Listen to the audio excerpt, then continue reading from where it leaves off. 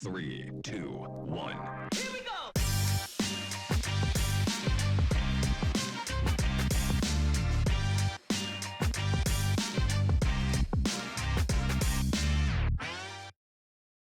Welcome, ladies and gentlemen, to another episode of We Talk. I'm Yolanda Nell, and this is Liberty, and she is the newest member of the We Talk family, and I am sure she's going to be a great news hound. We should be dining because it's Wednesday, but we came across a fantastic care story just for you, and so we are headed to the Lions Club to see what projects they had over the course of the winter and what projects we can all look forward to until the end of the year. But more on that a little bit later on. First up, we have the news.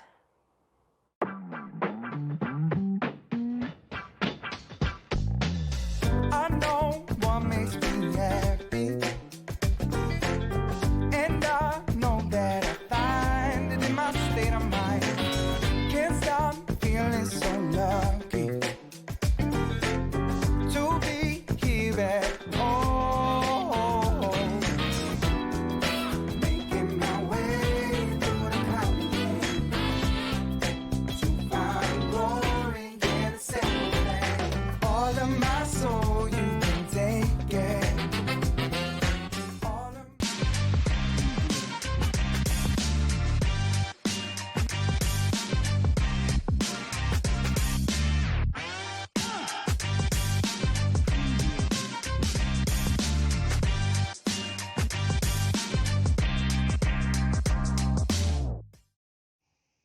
In today's news segment, we will be taking a look at Lockbit 3.0, a new ransomware threat hitting Namibian companies, followed by a fire that broke out in Kwiesipmund and two sisters who had to travel to Windhoek with severe burns, currently being treated in a Windhoek hospital.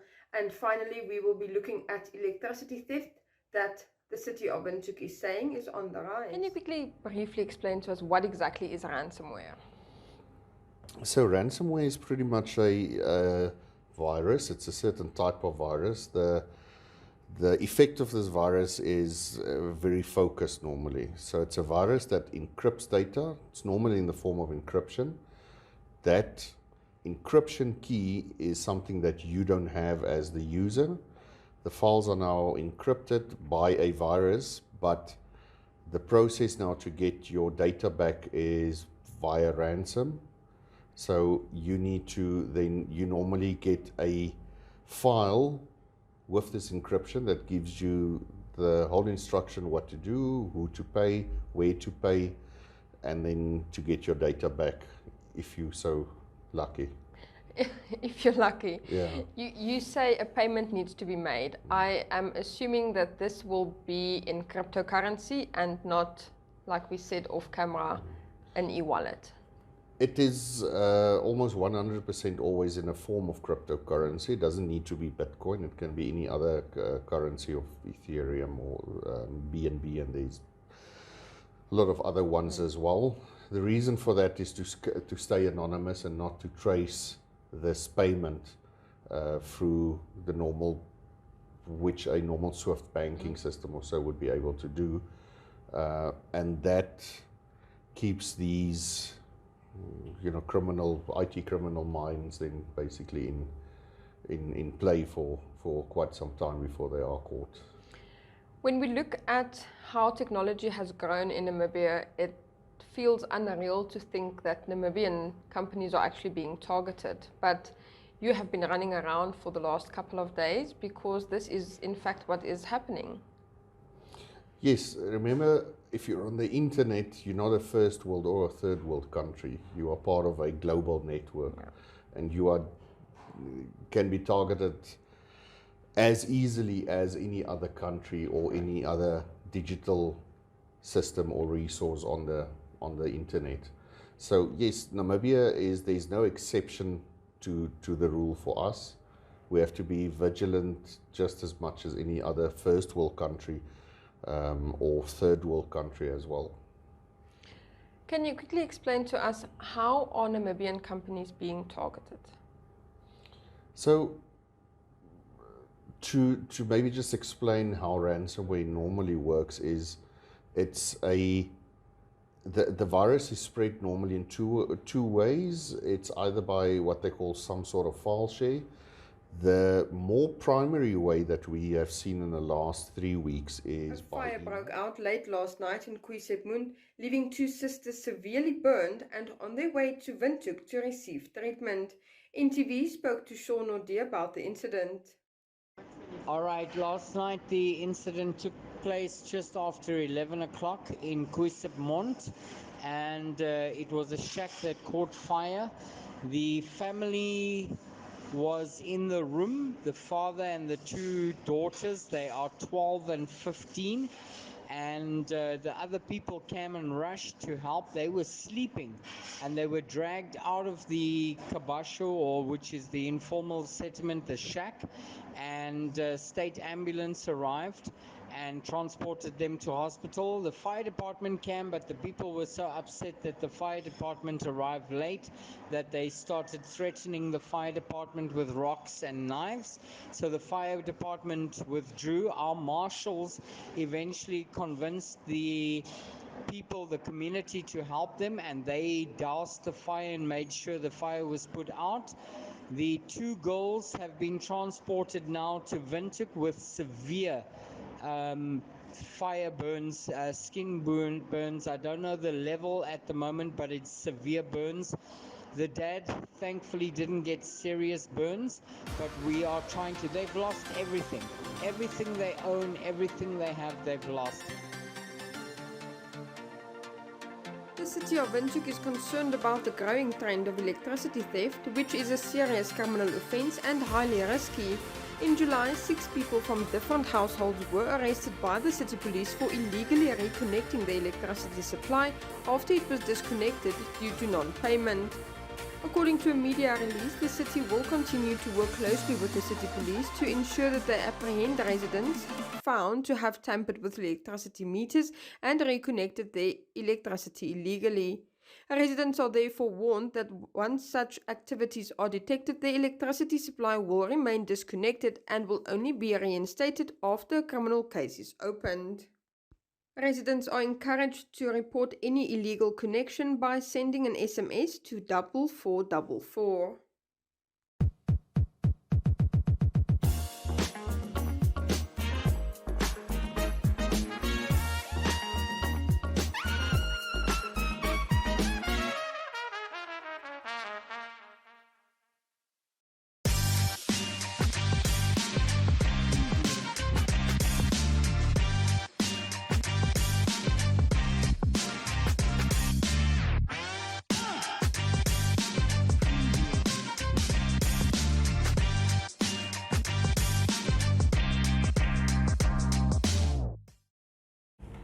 Ladies and gentlemen, today we are visiting the Lions Club and they have been busy this last winter. Can you quickly run us through all the projects you were involved in? My name is Antonella and I'm the Service Committee Chairperson for Lions Club Windhoek Alte Feste. We've really had a very, very busy winter period whereby we embarked on a hunger project and we were collecting soup products. We were very grateful for all the support we received at the Super Spa close to the Lions Club here, where we had a trolley and all their clients, valued clients, were putting various soup products into our trolley. Most of the products, they were either rice, pasta, split peas, lentils, soup mix, soup powder, and stock cubes. And furthermore, because environment is one of our pillars of service, we decided we're going to recycle used glass jars. So we cleaned them, sterilized them, and then we filled up each jar with the various soup products. In the jar, we've included all the ingredients, and we have been distributing these amongst many schools. The first school we distributed to was a school it was actually a Spares charity school in Hakahana, And that school has 71 children as well as 5 school teachers. We supplied over 100 jars to that school, and each child could go home and take a jar home because it feeds a family of 4. That was the first handover. Thereafter, we used of all the bulk products and we made packages for an Namibian old age home in Klein Windhoek. That old age home has 23 pensioners with their own little apartments, and they were also very grateful for our soup products that we handed over to them. And then last week we visited a pre-primary school in the location of Havana. We were really very impressed with the school. The school feeds 130 children. They are a daycare center as well as a school, and we supplied so much food to them. Lots of bulk products, bulk pastas, bulk rice, soup products. They were extremely grateful and happy for that. And then tomorrow morning we're doing our last handover to a pre-primary school that feeds 48 children, and they are in Babylon. So we're planning to also give them bulk products as well as all the remaining glass jars that we filled for their children to take home tomorrow. So that is our winter soup project, which we have successfully concluded. How does it feel knowing that you have made a change in a child's life, especially? No, it is so rewarding, and especially when you're there and you see those happy faces, you know, and every child, I mean, it was incredible. They want so much hugs and love from all of us. They're just so loving, you know, and just holding these little children at the school and presenting, you know, for the photo session. They all held a little soup item. It was just so amazing. They were so grateful, you know, and there's so much more we feel you want to do for them. When you visit those schools and you see they're so disciplined, it's just so incredible, those little children. And maybe I can just mention the other project we did. We also did a sanitary pad drive where it came from ourselves, the donation. We purchased sanitary pads and we did the handover on 2 occasions at the Eros Macy's school. So they were also truly grateful. And then thanks to Hans Gert, he mentioned, what about supplying the school with bins? Because these sanitary pads, they need to be disposed of. So we went ahead and we asked the school, how many toilets do you have? And we presented them with 10 bins with our last handover of additional sanitary pads. That school has 320 girls. We have supported them over the past couple of years. We've even donated their winter jerseys in the past. So we've done a lot with the Eros Girls School. And now they have requested for toiletries. So our next project, which we are going to commence from August through to September, is a toiletry drive. So we will be asking the public again to please kindly donate toiletries. And then we will package them. We're thinking of maybe buying little toiletry bags, and we'll package the toiletry bags with our toiletry products that the public will kindly donate. So that's our next project. Is that the last project for the year? No. I cannot imagine that it will No, be, there's you're still always, more coming. You're always so busy with projects. Yeah, one of our other pillars of service is vision. So we embarked and collaborated with First National Bank of Namibia, as well as the NOA, the Namibian Optometric Association. And you may have noticed on social media, FNB Namibia was collecting used glasses from the public. That project was actually initiated by Lions Club Windhoek Alte Feste in collaboration with the bank and the NOA. So the FNB Namibia has also concluded their project with effect the end of July, and they will be doing their handover presentation of all their donations to our club and the NOA during the month of August. And what will happen is those used spectacles will be recycled by the NOA, and they might discard of the lenses and then use the frames, which are still very useful, and they again donate to the public. And then in September, we have another vision drive. We had a meeting last week, and we intend doing glasses for 1,200 people. But that's still all in the pipeline. We will notify in due course. Okay, we also received some great news. Our club, we have built relations over many years with clubs in Germany. Okay, we've also had a relationship with a club in Italy, and we've done many projects alongside those clubs. We've just received news from our Lions Club Jena. And Jena Club have now notified us again that they, by next year, intend filling up another container with medical equipment as well as school furniture. So we're going to be getting school desks, beautiful. They've sent us the photographs already, really. And the quality of these items, they are all used items, but still in immaculate condition. So we're very excited about Really that something project. to look forward to. Yes. Yeah. Thank you so much for your time, and thank you for you giving back to the community. It's a pleasure.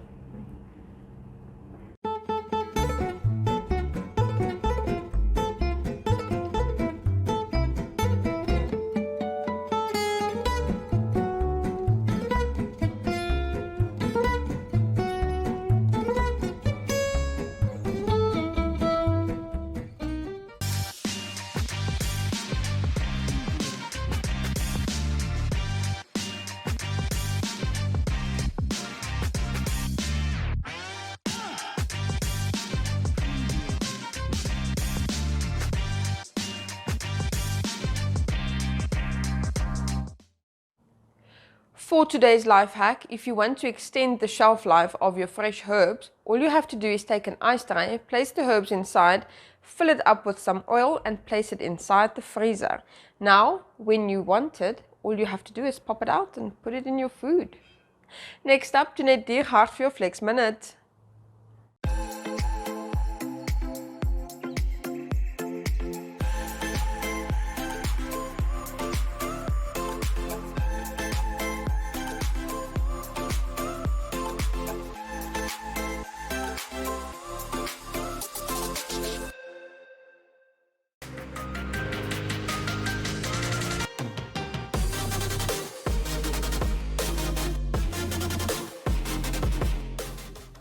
Hi everybody and welcome back to Flex. I'm Jeanette Diergaard, your presenter for Flex. Now today we will be stretching our back, especially if you have lower back pain. So I'm just going to show you a few movements that will help you in this regard. Okay, so we're going to do a child's pose right here. So a child's pose, the reason why it's such a good stretch for your lower back is because it stretches out your glutes and it also stretches into your spine. So you can do these movements whenever you have a lower back pain. But if the pain persists, obviously you would have to go to your doctor. And then what we're going to do now, we're also going to stretch our knee out, okay? So you're gonna have your legs bent. Your feet should be flat on the floor. I don't want this. I don't want, weird things. It should be completely flat, okay? So you'll just bring up, okay, so let's first do this one. So you bring it up, okay, and you have the one leg out in front of you. So this will also help you. It does actually this. It also helps with the same muscles that the child's pose does. So a lot of times stretching your glutes, doing stretches that stretch your glutes assist in that lower back pain problem that we all have sometimes. So that brings me to the end of this one. I'll see you next time.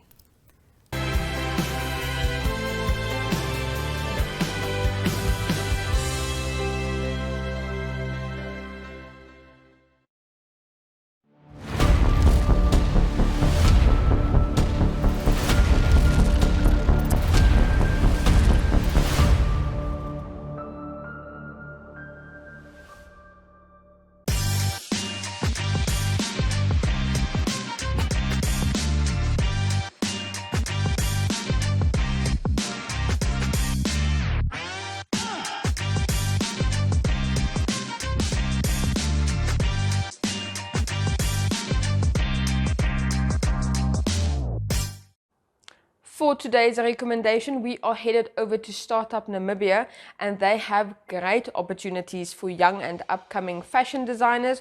So if you are one, check this out and head over to their Facebook page for more information.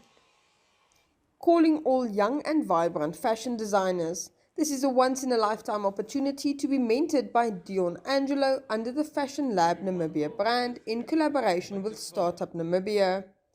Startup Namibia, along with the Fashion Lab Namibia, will be hosting a program for young and vibrant designers in the fashion industry. The 10 to 15 young designers that are selected will be awarded the opportunity to be mentored under the Fashion Lab Namibia brand, as well as be taken through a 3-month-long program that will take them from the ideation stage of business right through to the stage where they can enter the market. So if you think you have what it takes, head over to the Startup Namibia Facebook page. You only have until the 5th of August to apply. Bookings for Namibia Tourism Expo 2022 are open. The expo will take place from 3 to 5 November 2022 in Windhoek. To secure your booking, visit nte.nmh.com.na,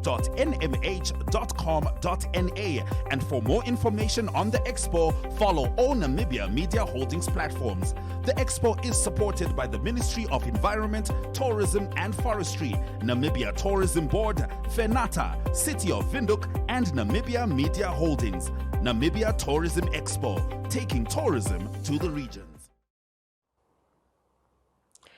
Well, that brings us to the end of our show for today. I hope you enjoyed it. I hope you have a great day.